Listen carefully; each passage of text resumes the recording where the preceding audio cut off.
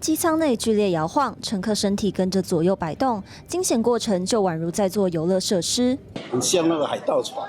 它是先动，然后再飞上来，然后再动，再飞上来，再动。哦，你说飞机落地？对，飞机落地。我们脚落地的时候，你就还在晃。特别晕，也没办法，特别晕。受到红霞台风影响，24号晚上桃园机场刮起强劲风势与严重风切，不少班机在降落时困难重重，有的在空中不断盘旋，被风吹得摇摇晃晃，最后歪斜着降落；也有飞机迟迟无法下降，只能重飞或是转降到其他机场。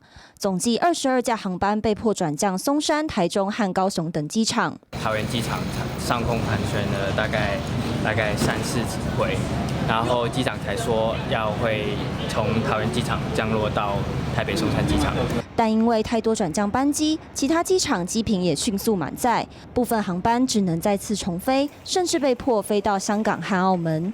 突如其来的状况让不少乘客的行程彻底被打乱，机场外都是等待接驳的民众，焦急又无奈。对于那些要在桃园转机的，或者可能要在桃园有在接送的话，可能会比较麻烦。虽然在空中充满惊险瞬间，但也有民众在社群发文，当飞机顺利落地的那一刻，全机乘客忍不住鼓掌，感谢机组人员安全带大家回家。